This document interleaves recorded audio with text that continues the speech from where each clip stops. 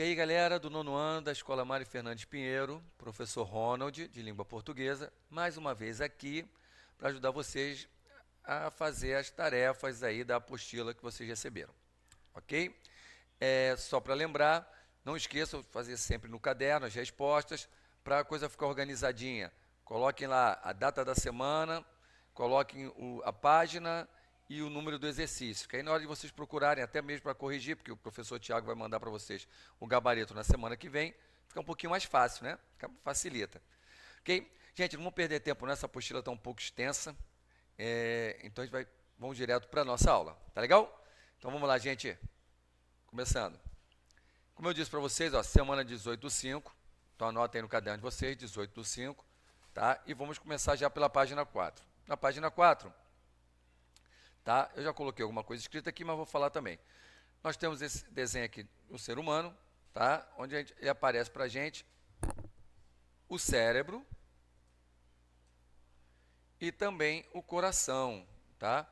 O que eu quero que vocês digam é o que isso representa, tá? Se vocês lembram até do texto que vocês leram na semana passada, sobre a inteligência emocional, vocês vão saber o que representa o cérebro, o que representa o coração. Eles representam dois lados, assim, vamos dizer assim, de uma pessoa, tá? Aí vocês colocam aqui, ó, cérebro representa o lado da pessoa, coração representa o lado da pessoa, tá? Bem, agora a gente tem esse texto aqui, tá, de título Empatia aflorada na quarentena é a regra de ouro da inteligência emocional. Tá? Só para lembrar, gente, empatia é aquele sentimento em que você consegue se colocar no lugar do outro. Tá? As perguntas estão aqui, só que algumas eu modifiquei um pouco o formato para facilitar para vocês e resolvi colocar elas em forma de janela. Então a primeira pergunta é essa aqui, ó. Qual o significado de aflorar? Bem, galera, tem um endereço aqui, tá?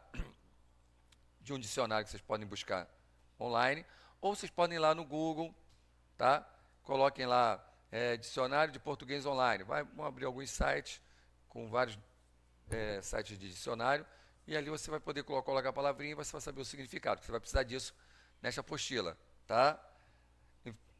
Então, qual o significado de aflorar? Você vai lá, pesquisa e coloca aqui depois a resposta. Aí colocou aqui, ó, após consultar, releia o título, então você vai reler esse título aqui e vai dizer por que será que ele colocou aflorada aqui na quarentena. Vamos lá, ok? Vamos para o próximo. Tá? Dentro da questão 2, nós temos a letra A. Qual o efeito da utilização das perguntas para o texto? Você repara que o texto é composto de perguntas. Quando o cara escreveu, ó, tem uma aqui, por exemplo.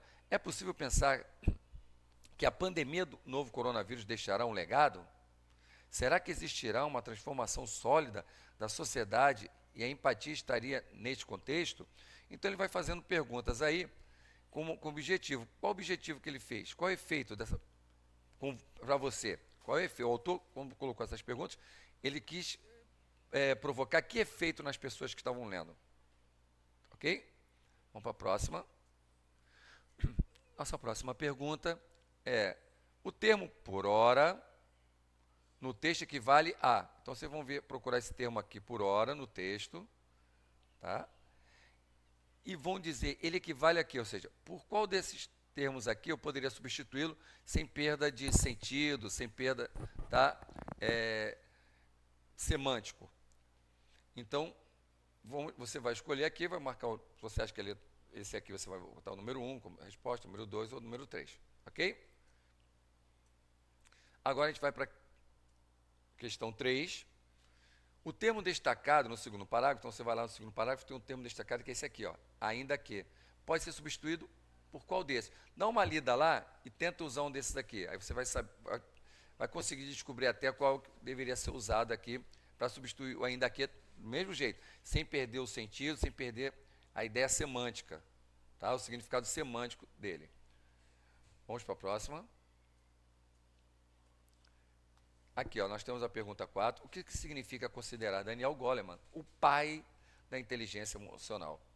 Bem, só para ajudar vocês a entender o que esse termo pai aqui, ó, o que está falando que ele é o pai da inteligência emocional, eu vou dar uma dica para vocês. Santos Dumont é considerado o pai da aviação. Tá? Então, vamos lá. Por que Santos Dumont é considerado o pai da aviação? É com essa mesma ideia que colocaram aqui, que o Daniel Goleman é o pai da inteligência emocional.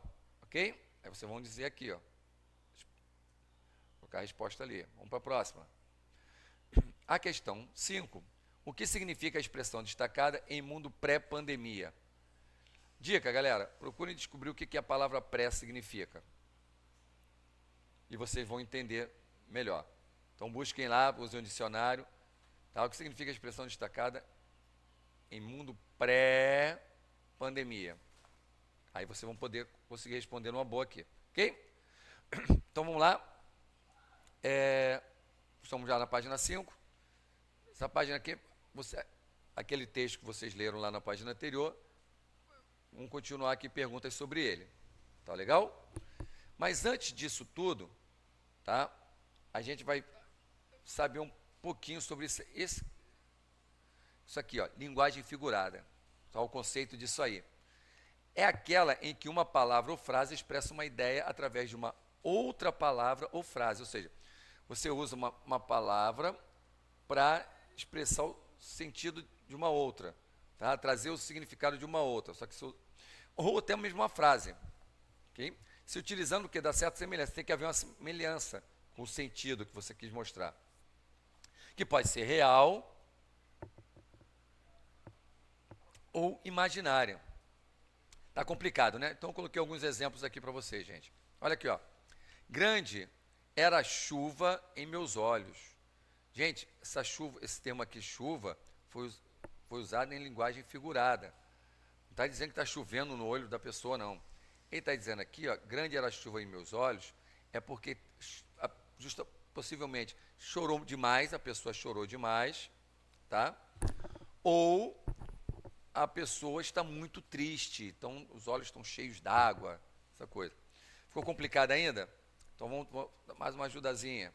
Mônica vive nas nuvens. Ó, esse termo aqui, ó, vive nas nuvens, também é uma linguagem figurada.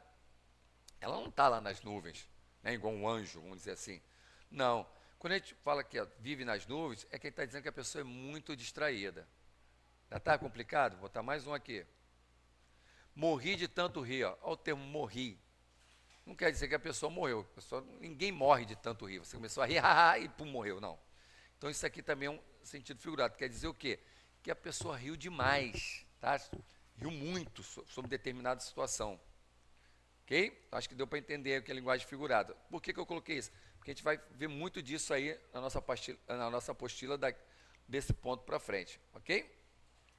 Então vamos lá. Se vocês quiserem até saber mais, ó, tem aqui um query code, eu estou atualizando aqui, da professora Larissa, em que ela faz um vídeo falando só sobre linguagem figurada. Tá? Se vocês quiserem se aprofundar mais, pode consultar lá. Vamos à nossa primeira pergunta, na verdade, pergunta 6, né, a primeira dessa página. O que significa enxergar o entorno? Galera, para saber o que significa essa expressão, enxergar o entorno, ela tem um pouco de metáfora aí, ó, um pouco de linguagem figurada. Tá? Tentem descobrir, a dica é, tentem descobrir o significado de entorno, e vocês vão saber qual dessas aqui, tá, é a correta para substituir aqui ou para mostrar o significado dela. Ok? Vamos para a próxima. 7. Aqui se refere o termo destacado em ela chega e obriga todos a prestarem atenção à vida. Gente, aqui houve uma pequena falha, porque o termo não está destacado. Mas o termo que era para estar destacado é justamente esse aqui, ó. O termo ela, que era para estar em destaque aqui, tá? Esse termo ela era para estar em destaque aqui, mas não ficou. Ele está falando, então, ela chega e obriga todos a prestarem atenção à vida. Gente, esse ela aqui se refere a quem? É um termo anterior a ele. Então, quem é ela? Quem é ela que chega? Vai lá, dá uma lida antes e você vai saber, aí vai conseguir identificar e vocês vão colocar lá como resposta. Agora a gente tem a pergunta 8. O que significa no texto sair do piloto automático do umbigo? Galera, piloto automático é aquele recurso que o piloto, por exemplo, de um avião usa, tá? E quando acionado, o avião passa a voar sozinho sem nenhum contato do piloto mesmo, tá? Ele passa a voar através de instrumentos, voa sozinho. Esse é o piloto automático. E umbigo, tá?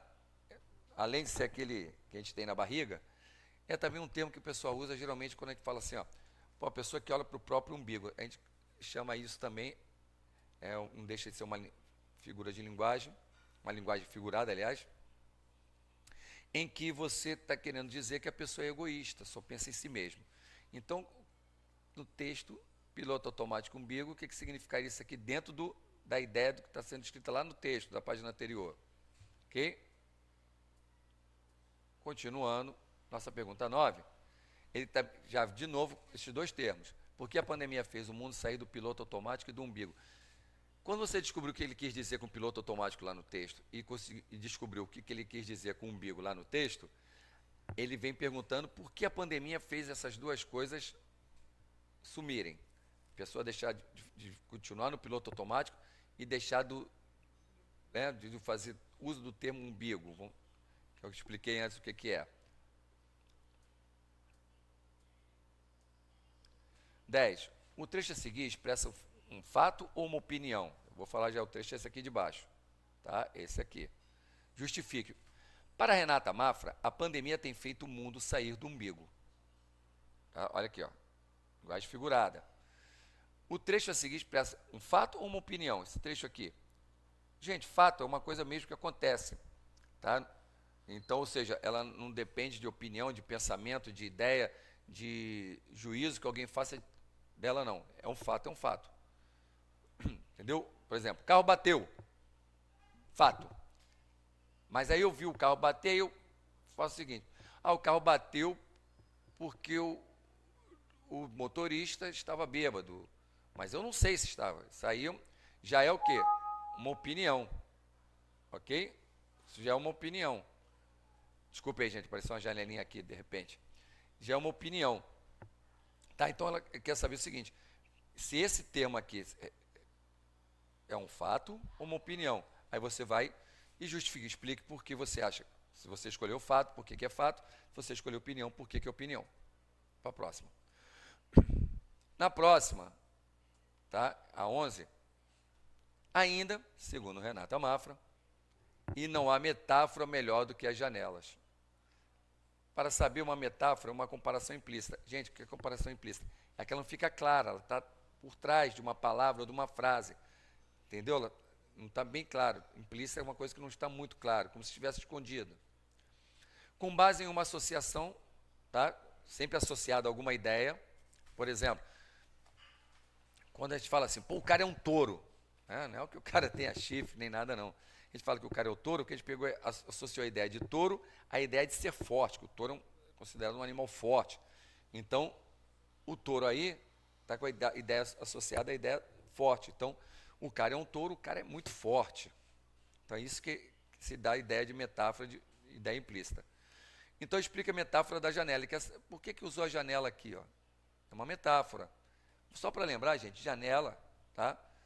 Janela da nossa casa é aquela em que a gente consegue ver fora sem estar propriamente fora, tá? Então, procurem ver aí por que ela usou esse termo janela aí, ó, lá no texto. Voltem lá, dê uma lida. Agora, nós temos a 12, tá? Lembra que aqui, ó, continuação aqui, ó, temos a continuação do texto lá da página anterior, tá aqui. Transcreva do texto. Transcrever, gente, só para lembrar, é você tirar exatamente como está no texto, colocar na sua resposta, só que sempre que você fizer isso, tem que colocar entre aspas. Um trecho que expresse a ideia principal defendida, ou escreva essa ideia, as próprias palavras. Então, olha só, ele não está falando sobre empatia, sobre essa coisa toda. Tira um trecho do texto que é onde ela está defendendo isso, tá? Onde ela defende essa ideia principal, que o tema aí principal é empatia, o altruísmo, né, que quer fazer o bem para as pessoas. Então, procurem onde é que está esse termo aí, esse trecho do texto, ok? E lembre-se de que o texto é uma hipótese sobre o efeito da pandemia. Então, é uma hipótese, não é nada real, não. Ela está fazendo suposições sobre como o que esse efeito da pandemia está fazendo, ou pode estar fazendo, ou poderia fazer nas pessoas ou no futuro, tá? Vamos lá para a próxima. Vamos para a página 6, tá? Teremos mais perguntas, só que agora teremos sobre a tirinha. Essa tirinha aqui, ó. Vendo aí? Então, essa tirinha aqui, tá? Que ela usa a linguagem até mais não verbal do que verbal. Só para lembrar, linguagem verbal é aquela que a gente tem palavras. Linguagem não verbal é aquela que são feitas com imagens, gravuras, tá? São feitas com sinais, etc. Ou seja, não contém palavras, é linguagem não verbal. Então, a primeira pergunta sobre essa linguagem, sobre essa tirinha aqui, é essa. É a 13. Como está o personagem no primeiro quadrinho? Vamos voltar aqui no primeiro quadrinho. Aqui, ó. Ele está aqui meio que de joelhos, tem uma rocha sobre ele. Aqui ele continua na minha posição, mas parece que mudou. Foi o que mudou aqui já? Aqui também continua aí na minha posição e mudou novamente mais alguma coisa. Aqui já é outra situação. Então, voltando à pergunta, voltando à pergunta, ó, e foi mal, gente, deu um tilt aqui. Como está o personagem no primeiro quadrinho? Isso acontece às vezes. Você vai dizer, ó, o que você está achando, o que você está entendendo daquele primeiro quadrinho?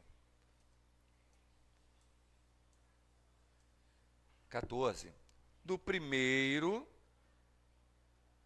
ao terceiro quadrinho, a situação parece melhorar ou piorar? Então, você vai me dizer aqui, ó, do primeiro até chegar ao terceiro, né, nesse caminho aqui, a situação parece melhorar ou parece piorar? Ah, se você acha que é melhorar, defenda a sua interpretação. O que é defender? Dê argumentos, diga por que você acha que é melhorar. Ou é piorar? Se você acha que é piorar, também defenda. Analisando sempre a linguagem não verbal, analisando, ó, o desenho aqui, ok? Vamos lá. Na 15, qual a mudança na imagem do último quadrinho? Qual a mudança que houve? O que houve em relação ao que estava acontecendo antes aqui e houve aqui? Então, você escreva aí, qual a mudança que você percebeu aqui? Ok?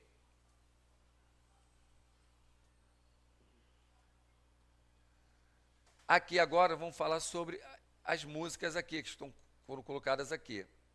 Em especial essa aqui, ó. Tá? Qual o motivo de cantar para o eu poético? Então, para o eu poético, gente, vou explicar assim, basicamente, é como se fosse o personagem, o protagonista de um poema ou poesia. Ok? Então, nesse caso aqui, ó, o eu poético, tá? O que ele acha, o que é para ele cantar? Dá uma lida aqui, o que é para ele cantar? Aí vocês vão escrever aqui. Vamos para a próxima. Agora, 17, se refere a essa musiquinha aqui, ó. Qual circunstância expressa pelo verso no Quando Agora em Mim, na música de Caetano Veloso? No Quando Agora em Mim. Esse no quando aqui, ó, tá a ideia de tempo. Então, ele poderia ser substituído por uma outra situação. Que circunstância, tá? O que ele está querendo mostrar? Que situação ele está querendo mostrar no Quando Agora em Mim? Dá uma lida nos versos que vem antes desse aqui. Aí depois tenta imaginar pelo que você poderia substituir o no quando, tá? Agora em mim, porque está dizendo que está nele mesmo, tá? Mas a dica é essa aqui, ó. Aí vocês, que circunstância é essa, tá?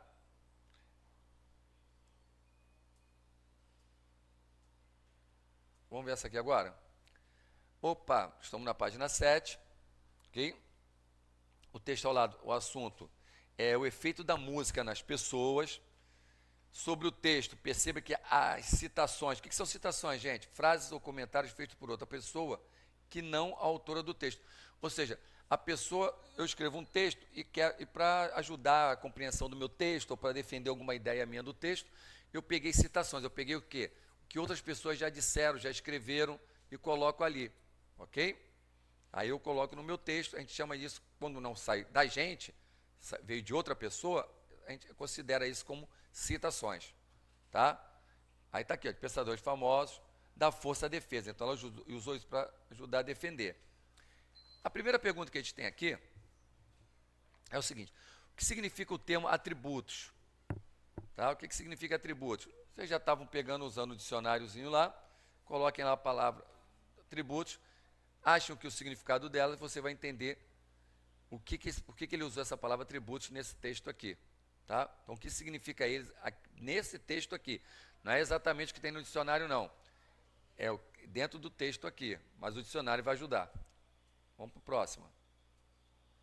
A 19 é o seguinte: que argumentos, tá, são usados para defender a ideia de que a agradável combinação de ritmo, harmonia e melodia só faz bem. Então, ó, que argumentos são o quê? Que motivos, que justificativas são usados, né, para defender a ideia de que, quando a autora escreveu assim, ó, a agradável combinação de ritmo, harmonia e melodia só faz bem. Que argumentos são usados para defender isso? Para justificar, ó, que realmente ritmo, harmonia e melodia só faz bem. O que ela usa para exemplificar e justificar? Retire do texto e escreva no seu caderno quais são esses argumentos que aparecem no segundo parágrafo. Então, está lá no segundo parágrafo. Deixa eu voltar um pouquinho aqui, ó. Segundo parágrafo. Então, aqui, ó. Primeiro, está aqui no segundo parágrafo. Então, vocês vão encontrar por aqui, ó. Tá legal? Voltando. Agora vamos para 20. Transcreva do texto um trecho de diálogo explícito, de maneira clara. Explícito quer dizer de maneira clara, gente. Tá claro para a gente entender, com o leitor. Tá? Só vou dar uma dica. O que é diálogo com o leitor? Geralmente, quando o leitor está escrevendo, e parece que ele às vezes faz uma pergunta, ou faz um comentário, parece que está falando contigo. Tá? Ele está testando o teu contato, está falando contigo. Só para uma dica aqui, a resposta dessa aqui está nesse último parágrafo aqui. Opa! Chegamos à nossa página e última, né? Página 8. Ok? Na página 8, nós temos estas perguntas aqui, que se referem, tá, a essa canção aqui, ó. Eu acabei esquecendo de citar, que está aqui a música Sangrando, de um dos grandes compositores brasileiros, chamado Gonzaguinha, que é essa que está aqui do lado, essa daqui. Então, vocês deem uma lida. Se vocês quiserem escutar também, para ajudar, a música é bonita, pelo menos para mim é. Tem aqui o endereço do vídeo.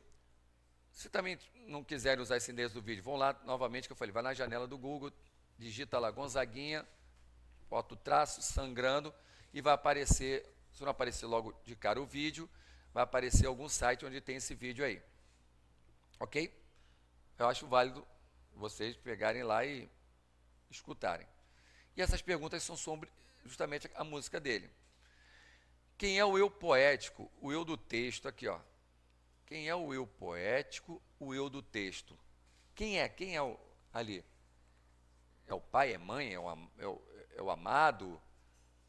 É a pessoa que ama, é a pessoa que odeia, a pessoa... Quem é o eu poético, o eu do texto? Vamos para a próxima. 22. Explica a metáfora do título da canção. Lembre que o título da canção é Sangrando. Tá? Gente, esse sangrando não quer dizer realmente que ele está sangrando, não. Está saindo sangue dele, não. É uma metáfora. Ele quis usar esse sangrando para dizer como ele está emocionalmente. Como ele está... O que seria isso? Né? Sangrando. Então, coloquem lá. Que emoção é essa que ele está sentindo? 23. O que significa cantar para o eu poético? Tá? Lá o que é cantar para ele? É ruim, é bom? Alguma, sei lá, ele deve dizer alguma coisa, o que é cantar para ele. Tá? Na música ele está dizendo isso.